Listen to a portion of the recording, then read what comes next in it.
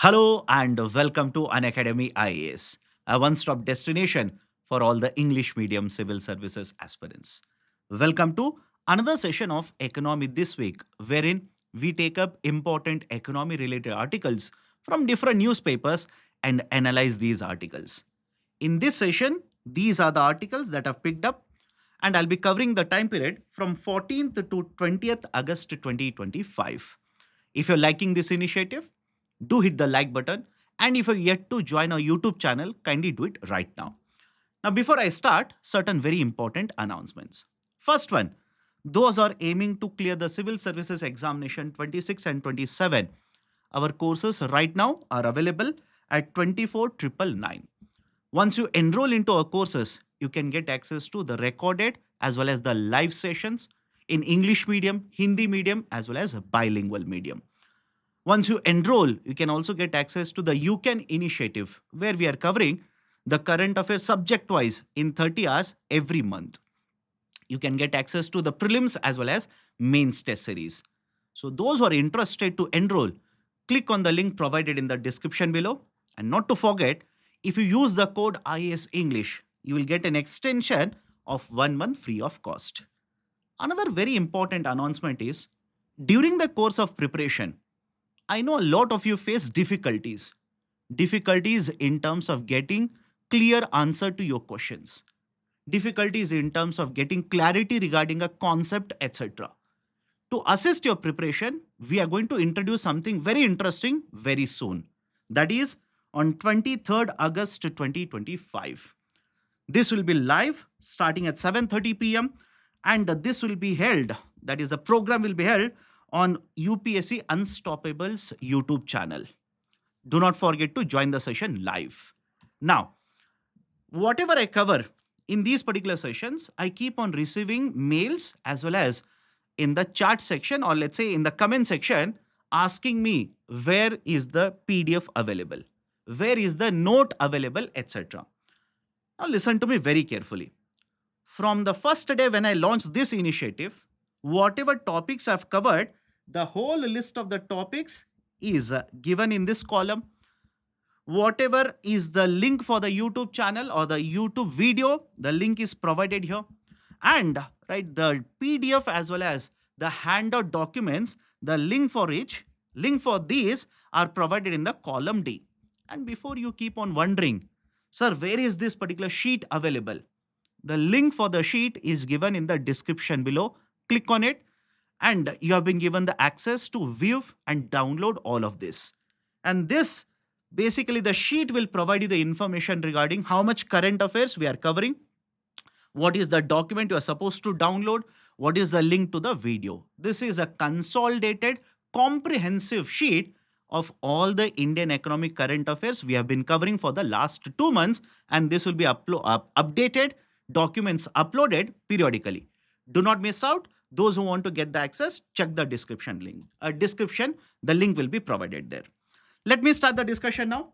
The first very important article, ration card eligibility. The central government has issued a directive to the states to go through a particular document which has been shared with the states and to identify certain beneficiaries, remove them from accessing the ration. What are the important points here? Listen to me very carefully. The government of India has implemented a program by the name of National Food Security Act, NFSA 2013. Under NFSA 2013, please understand, more than 80 crore beneficiaries have been identified. More than 80 crore, by the way. And these beneficiaries are basically classified into two, right? Let's say the groups here, or two different identities. One is called as a priority household, PHH, and the other one is basically called as Antyodaya card holder. Antyodaya card holder. Now, the priority households, essentially, in this, if you're identified as a beneficiary, 5 kgs of food grains are provided every month. Whereas if you're a household which has been identified as an Antyodaya, then per household, 35 kgs of food grains are provided every month. These are the very important points. Now, in addition to this, there is one more very important point you need to remember.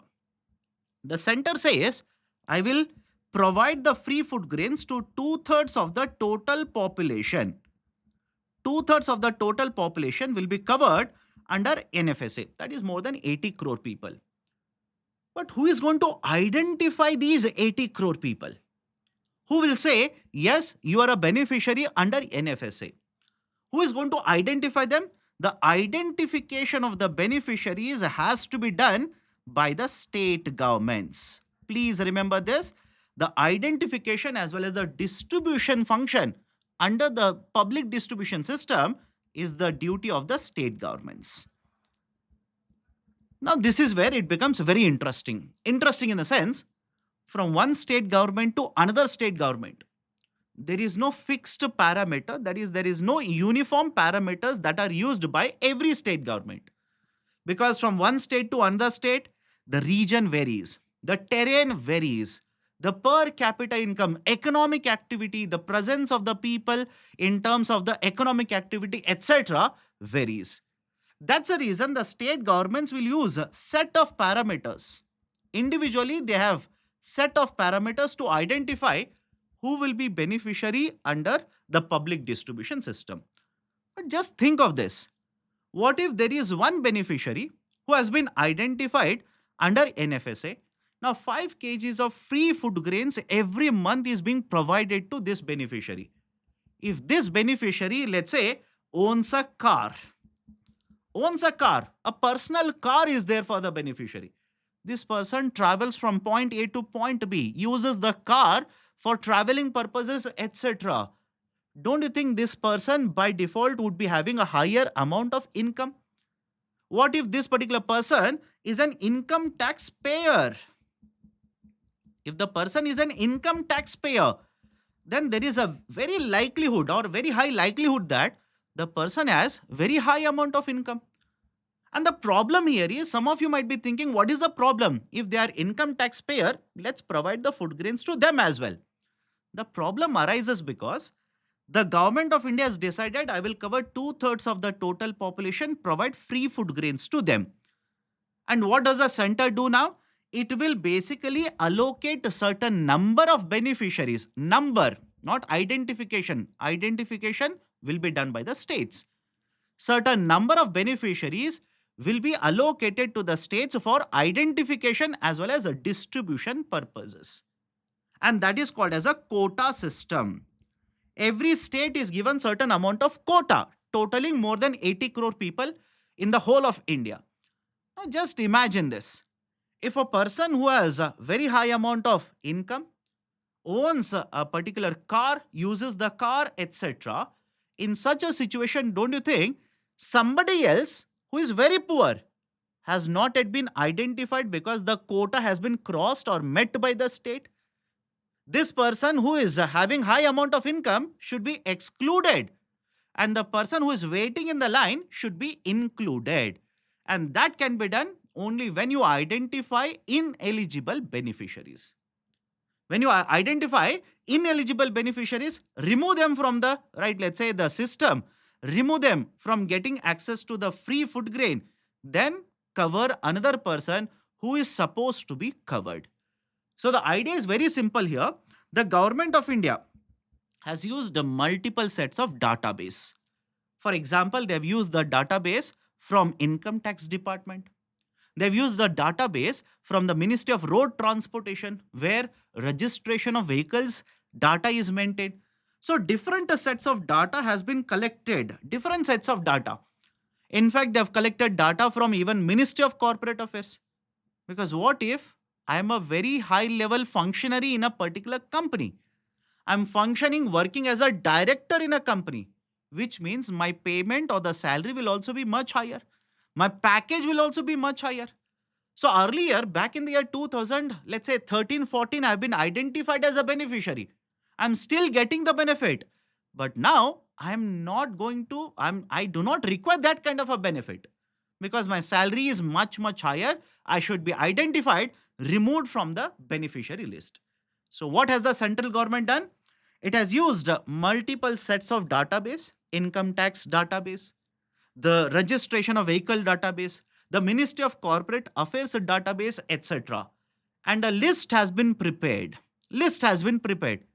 That list consists of the beneficiaries under the food security as well as these people are present in these databases as well. Now this list has been sent to the states, because I repeat this, it is the duty of the states to identify, it is the duty of the states to restructure the list, right? Include people, exclude people. It is the duty of the state government.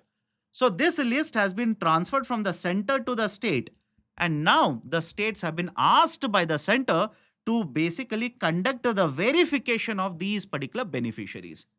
And if these beneficiaries, because they have a higher, let's say, status, higher incomes, etc., then they should be excluded, and somebody else who requires the assistance should be included. So this kind of a targeting methodology is being used by the government of India to make the whole system much more rational, to target the right beneficiary, to ensure the government expenditure in the form of food subsidy is provided to the people who require it. Right? So this is one very important initiative. Please be very careful. Now, associated with this, there is an MCQ. Those who want to solve it, pause the video, solve it. Otherwise, listen to the discussion. Consider the following statements regarding National Food Security Act. The beneficiaries under NFSA are identified by the central government. Incorrect, identified by the states. All the beneficiaries under the NFSA belong to only BPL category. Even this statement is incorrect. Why? We are covering more than 80 crore people, I said. So when you are covering more than 80 crore people, can you imagine all of them to come from a BPL, that is below poverty line category? No. Right? So there are population, there are people who belong to APL as well as BPL. The NFSA provides a legal entitlement for the beneficiaries. This statement is correct. Reason is NFSA provides a legal guarantee. It is a legal guarantee to the beneficiaries under NFSA that they will get 5 kgs of food grain every month, assuming they are part of priority households. So is it a legal guarantee? Yes. So one of the statement is correct. Right option for the question will be option A. Only one is correct. Let me go forward now. 70 million farmers have digital IDs linked to land records. What is the importance of this? The government of India has launched an initiative by basically the name of National Digital Agriculture Mission. National Agriculture Digitalization Mission. Under this, right, the allocation of the funds is more than 2,800 crore rupees. More than 2,008 crore rupees, right? Digital Agriculture Mission. And what is the usage of this? Under this, we have multiple components. One of the component is basically develop digital public infrastructure, DPI, digital public infrastructure. And what the government of India is trying to do is basically use this model, use this initiative, and under this, we are trying to identify the farmers in India and provide them with unique ID. We are providing them with unique ID. For example, you and me, we have a unique ID in the form of Aadhaar. And that Aadhaar number, right, or Aadhaar is used to identify the beneficiaries. Government of India has more than 300 schemes, where in multiple schemes, so they are basically using Aadhaar as an identification. In the same way, we have crores of farmers in India. More than 10 crore farmers are there. So we need to, one, develop a database. Second, we need to give them unique IDs, so that we will have a very important, or let's say we will have a consolidated database of all the farmers, using which we can identify, target them, and ensure benefits are being received by these kind of farmers. And for that particular purpose, the government of India is basically providing Kisan Pehchan Patra. I repeat the statement, Kisan Pehchan Patra, right? Or in simple terms, Kisan IDs or farmer IDs. So what is the logic here? One, we will identify the farmer. And now once we identify the farmer, we will provide Kisan Pehchan Patra, KPP, Kisan Pehchan Patra to these particular farmers. And what will be the information provided? please understand the government simply says multiple data sets will be collected and will be stored, which is connected to this ID which is given to the farmer. For example, what is the size of the land holding? What is the size of the land holding? And other features, other characteristics associated with the farmer, right, will also be stored. And we are storing other data, or we are linking other data as well as where the farmer is residing, where the farmer is cultivating the crop, what kind of a crop is being cultivated, etc., etc. All of this data will be connected to this idea of a Kisan Pehchan Patra.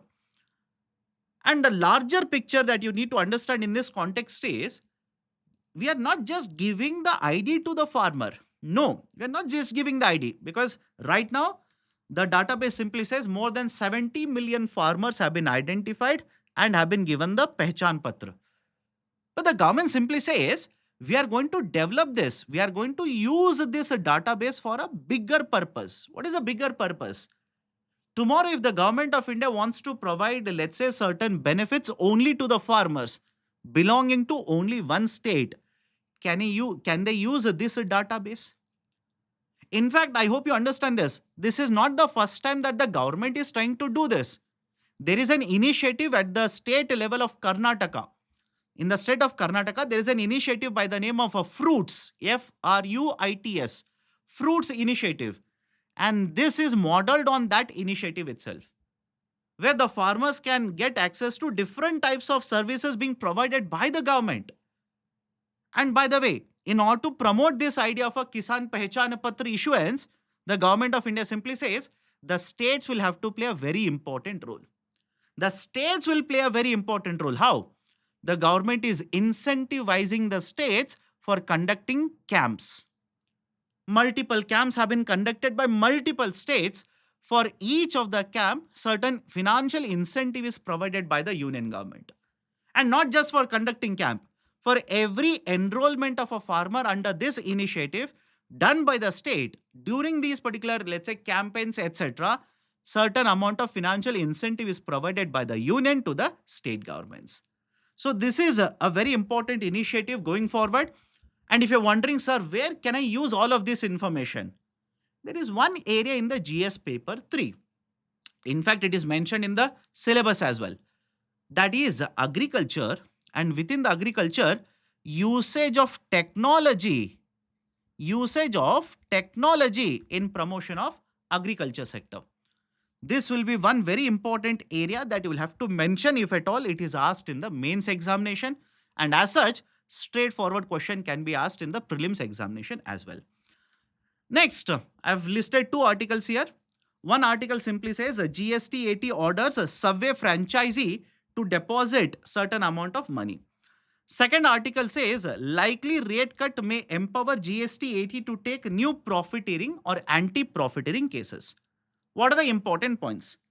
Very recently in the Independence Day speech, the Prime Minister announced that there will be rationalization of the GST structure. Instead of having multiple slabs, those number of slabs will be cut down. Now, going forward, we will have a 5% slab, a merit, a goods list, that is a lot of the goods which are consumed on day-to-day basis by you and me will be taxed at 5. There will be another rate, 18%, where most of the revenue will be collected, most of the coverage will also be there. Apart from this, there will be one more rate that will be 40%, which will cover 5 to 7 goods which are sin goods. SIN, sin goods. With this, there will be a huge simplification of the indirect taxation structure, that is GST, rather than having multiple slabs. Now, main important slab will be 80%. Very small number of goods will be covered, in 40%. And that will also help Government of India protect the amount of revenue that they would be losing because of rationalization exercise. But with this, there is one concern. What is the concern? What if the seller doesn't transfer the complete benefit of rate reduction to the buyer, that is you and me? The meaning of the statement is, imagine the price is 100. Right now, the tax rate applicable is 12%, which means 12 rupee will be the GST. Market price will be 112 rupee. Now, if this product will be transferred under 5%, the market price should also come down to 105 rupee. But what if the seller will not reduce the price to 105, rather will reduce to 108? That will basically hurt the interest of the consumers, which means the complete benefit of rate reduction is not being transferred to the buyers. This is called as a profiteering activity. And mind you, this concern was raised when the GST was introduced. And the government of India, in order to address this particular profiteering activity, introduced National Anti-Profiteering Authority. But this National Anti-Profiteering Authority has been dissolved now. The function that is basically taking up the profiteering cases. That is, imagine there is a seller in the market, the tax rate has been reduced, but the seller has not reduced the market prices in the same proportion. Now this will be profiteering. The cases right earlier were held by or were basically investigated. Penalties were imposed by National Anti-Profiteering Authority. That has been dissolved. The cases were then taken by Competition Commission of India. They were resolving the cases. But October 2024, Government of India announced that there will be a new authority set up, GST Appellate Tribunal. So this GST authority has been set up. The principal bench of GST is functioning in, right, let's say Delhi, and there are 31 benches which have been proposed to be set up across all the states and union territories. The issue here, there are two articles. I'll cover both of them now. The issue here is one, Government of India now has announced rationalization. What if there is a profiteering activity again? And the concern associated with this is the Government of India has announced that starting 1st April 2025, I repeat, starting 1st April 2025, new anti-profiteering cases will not be taken up. Whatever were the pending cases, these will be resolved by the GST. New cases will not be taken up. So with this rationalization, concern of profiteering has again come into picture. There is one statement which has been clarity has been given by certain government officials. Government is considering extending or basically bringing back the anti-profiteering provisions for another 2 years. Whether that will happen or not, you will have to wait and see. Another article, which is the first one here, basically showcases the importance of the GST. I said the principal bench is already working. The principal bench for the first time has issued an order clearing an earlier case of profiteering. Earlier case, the legacy case, old case, not after 1st April 2025 filing. Okay. So for the earlier case, the first order of anti-profiteering has been issued by GST, where a franchisee of a subway company has been penalized 5.4 lakh rupees because they did not transfer the reduction of the taxes complete benefit to the consumers. Right, so these are the two very important articles. Let's solve an MCQ based on this. Consider the following statements regarding GST. It is set up under section 109 of CGST Act. Section 109? Absolutely yes. Absolutely yes. This is true. The principal bench is set up in Mumbai. Incorrect. It is allowed to accept new cases of anti-profiteering. It is allowed. No, it is not allowed right now. Again, I'm repeating this. Right now, it is not allowed. After 1 week, after 2 weeks, or let's say after 1 month, because of the rationalization, it might be allowed again. But as of now, the Government of India's guideline or the order simply says anti-profiteering cases after 1st April 2025 will not be accepted. Only the legacy cases, only the old pending cases will be cleared right by the GST. So first statement is correct. Right option for the question will be option A. Only one of the statement is true. Now associated with this, please take up an weekly assignment. The recent policy of rationalization proposed by the union is a progress, but much more needs to be done to truly leverage the model of GST. 250 words, a 15 marker question. Now to assist you in writing this particular answer, there are two articles which have been provided here. Please read both of the articles. You'll get to know what kind of reforms are required to effectively implement the policy of GST. Next article, PM Jan Dhan Yojana. 23% of the accounts have become inoperative. What is the meaning of inoperative here? There is a term called as a dormant account. What do you mean by dormant account? Let's say I open a bank account. I do not use the bank account, do not conduct any kind of transaction for the next 2 years. If I do not conduct any transaction for the next 2 years, according to RBI guidelines, this account will be classified as a dormant or inoperative account. According to the latest statement given by the government on the floor of the parliament, there are more than 56 crore Jan Dhan Yojana bank accounts. More than 56 crore, mind you. Out of these particular 56 crore, around 13 crore of these particular bank accounts have become inoperative or dormant accounts. And this is a cause of concern. Reason being, one of the objectives of launching Jan Dhan Yojana was to promote financial inclusion. And at the same point of time, the outcome has been that because the bank accounts have been opened by the people, by the households, there is a large amount of deposit mobilization by the banks. That is, the banks have been able to collect. No worries. Per account, it is a smaller amount. It's not a concern. Per account, the amount is smaller. But when you put together the total amount collected by the banks through 56 crore bank accounts, that will be a very, very large number. So the banks have been able to mobilize a lot of the deposits, huge amount of deposits because of PMJDY.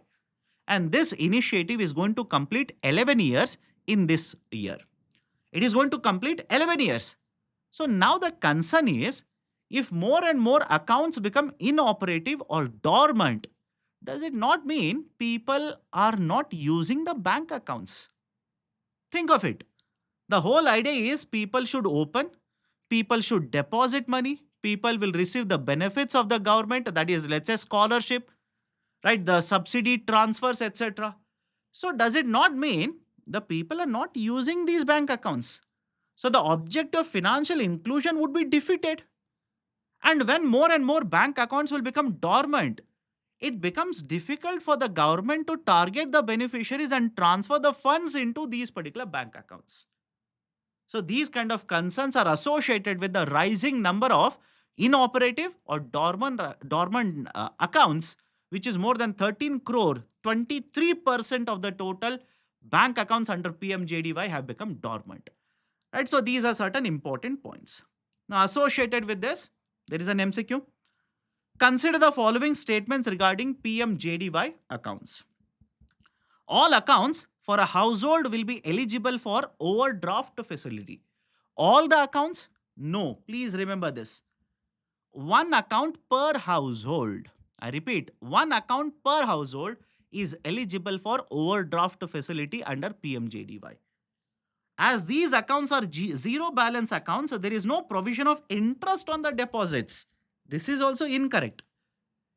Right? Whether you are keeping money or not under these accounts, you will get the benefit of interest. If you're keeping zero, obviously interest will not be paid.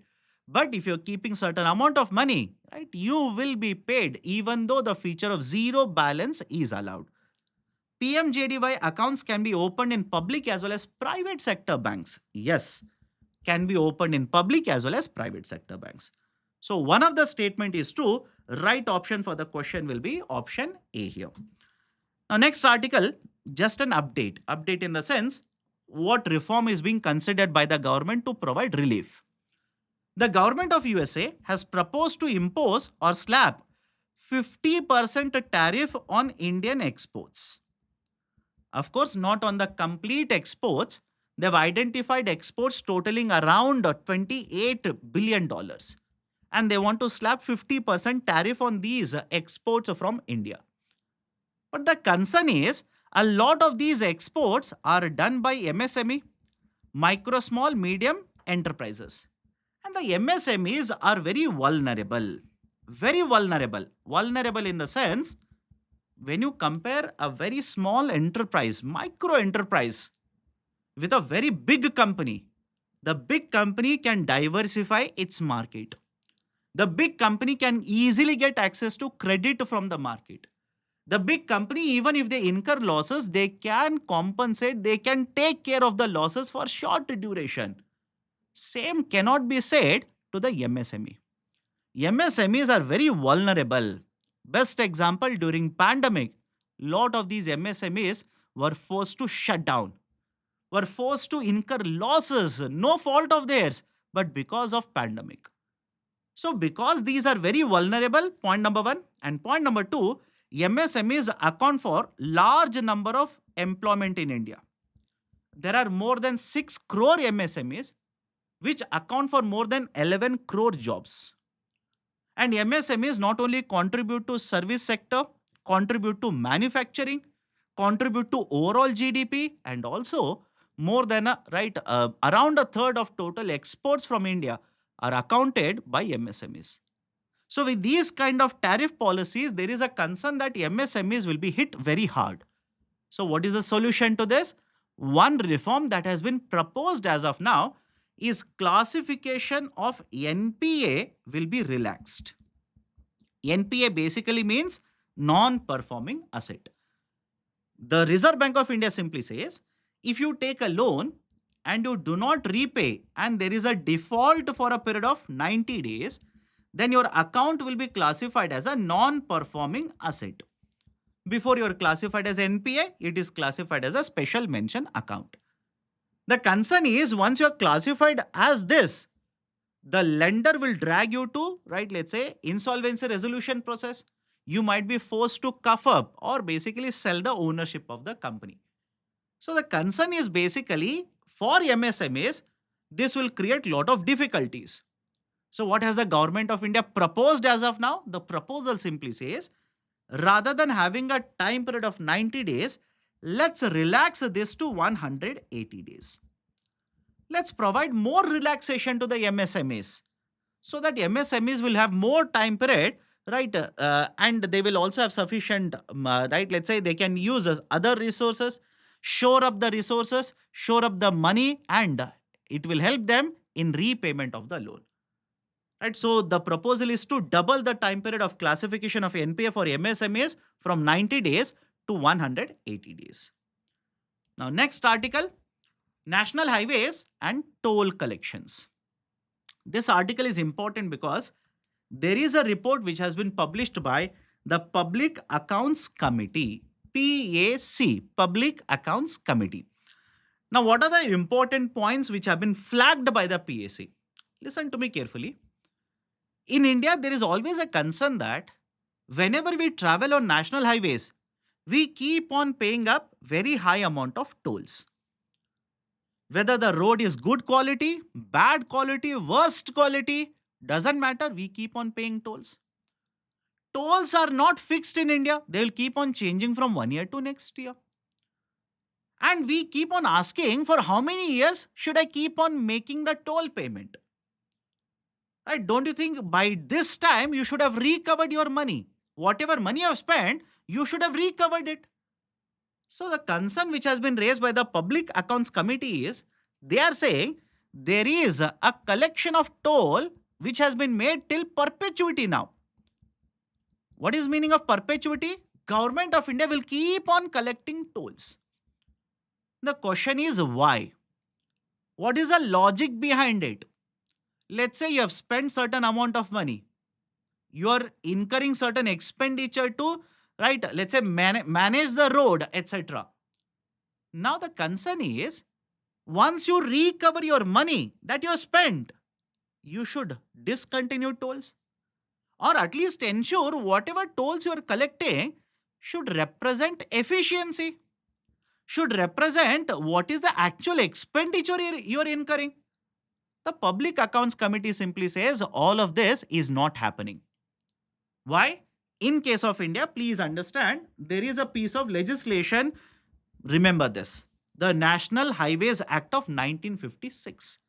According to this particular act, there is Section 7, which empowers the union government to levy fees or services for whatever services they are offering on national highways.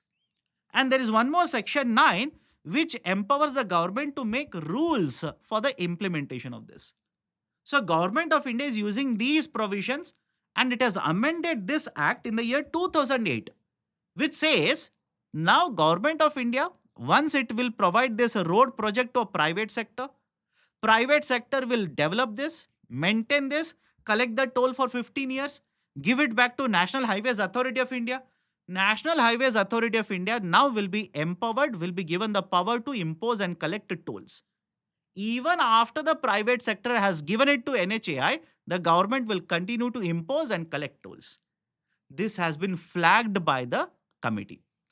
So their recommendations are: one, there should be an authority. Set up an authority which will look into all of this. The tolls that are imposed and collected should be efficient, should represent transparency. Second, if the roads are very bad, roads are not qualitative, and even then you're collecting tolls, there should be a provision to refund the money to the toll payers, that is the commuters such as you and me. The tolls are being increased every year by 3%. They are being adjusted by increased, and they are being adjusted using WPI, wholesale price index, as well. So there should be, right, a methodology which this should be looked into, and adjustment should be looked into. Right, so these are some of the recommendations which have been provided along with many others by the Public Accounts Committee associated with management of national highways as well as the toll collections in India. So these are the various important articles as well as the concepts I wanted to discuss with you people in this particular session. If you like this initiative, do hit the like button. If you're yet to subscribe to our YouTube channel, kindly do it right now. And again, I'm reiterating this. If you want to download the PPT as well as the handout, that is the notes of this particular session, these will be uploaded. Please download from the drive. That's it from my side. See you again in the next session. Have a great day.